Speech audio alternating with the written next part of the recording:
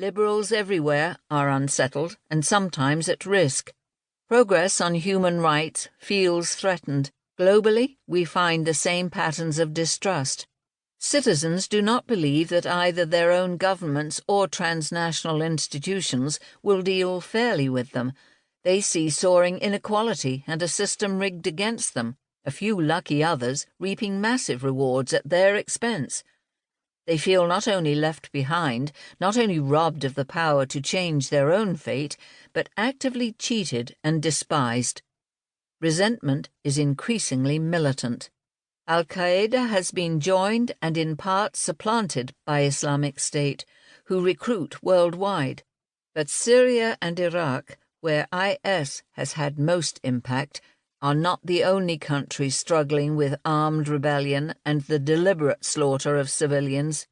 Data from the Global Terrorism Database, start.umd.edu/GTD/ show that around 2004, the number of terrorist incidents, which had been well under 30,000 per year, began to rise.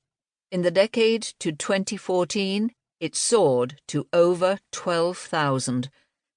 Even in the relatively placid West, hate crimes are rising and terrorism is an ever-present, if arguably somewhat exaggerated, threat. In this uncertain, fearful, stressed environment, small wonder that the appeal of ethereal ideas is growing. These abstract concepts, which by hijacking emotions can drive even blatantly self-harming behavior, have gained alarming traction recently. Slogans like "Take Back Control" and "Make America Great Again," in themselves virtually meaningless, have raised legions of enthusiastic supporters. Anger, fear, and, most harmfully, contempt and disgust stalk the political arena.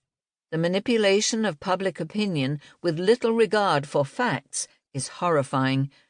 The public's willingness to vent its rage on the targets chosen by its leaders is a sign of swelling and dangerous frustration.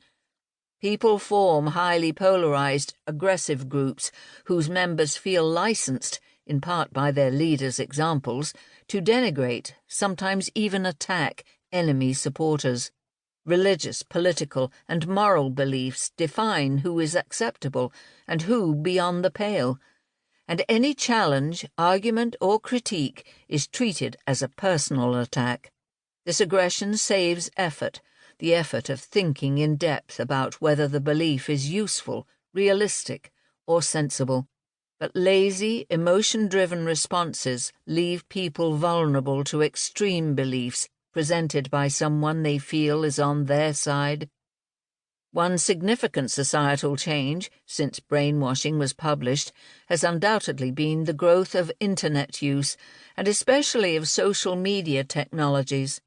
Tech advocates have predicted many benefits: lower costs for business, science, and the arts, more efficient government, more opportunities to connect with others, exposure to different opinions and cultures, and a brave new online world with more freedom and less hierarchy. To date, the results have been mixed. The power structures online look much like those offline, with a few very influential and the vast majority having little impact. Hate speech is widespread in some forums, and users often, though by no means invariably, segregate into homogeneous echo chambers where their opinions are reinforced rather than challenged, isolating themselves from the threat of difference and narrowing down the range of information they receive. Some commentators think this is contributing to increased ignorance, partisanship, and narcissism, a devaluing of traditional knowledge and culture, a decrease in people's ability to maintain focused attention, and poorer quality reasoning all round. Others dismiss these concerns as the needless worry evoked by every major new technology. Only time and more research will reveal who is right. A less frequently remarked aspect of the new technology is that its rapid pace of change is likely to have contributed to the